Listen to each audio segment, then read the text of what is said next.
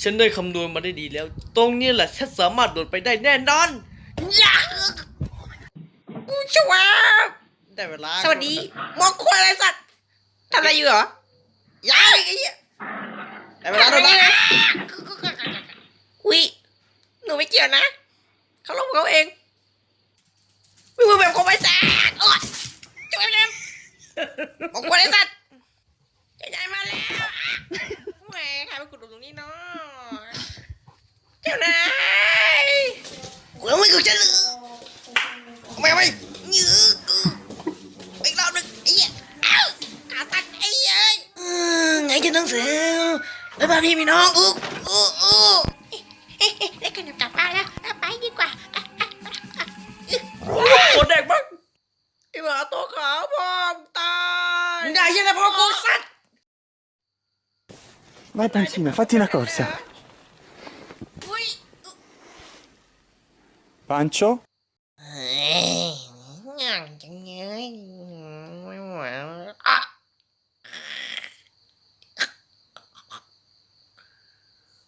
เอ้ยใครผลักกูวะอีดอกมึงใช่ไหมมึงผลักกูใช่ไหม กูเพื่อนอะไรอ่ะ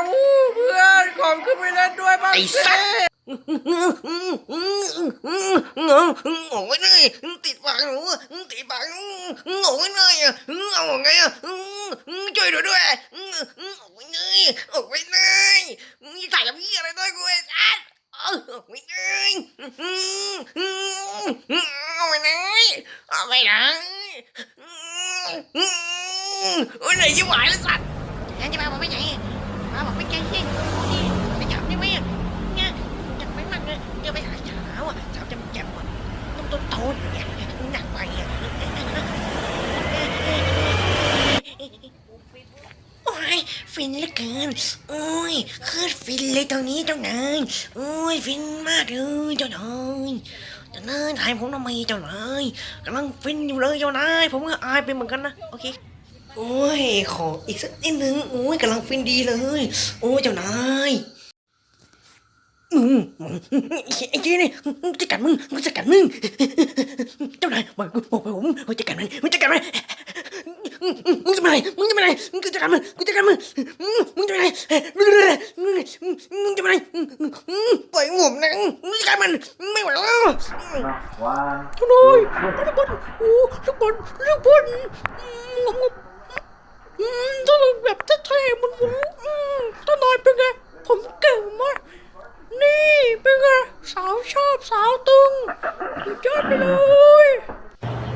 ดีใจสุดไปเลยทุกหน่อยมาแล้วดีใจเป็นมึงตอแหลแต่ก็ดีใจทำไปก่อนเดี๋ยวได้อาหารไม่ฟรีดีใจจังเลย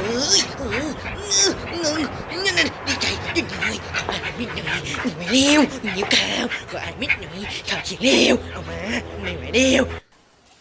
ดึกถอยอีกแล้วระวังไม่งั้นตกได้แน่นอนคนคืออะไรเป็นไงผมทำได้อะ Voice over. อยู่ก้าวจะตาย ขอเล่นมึง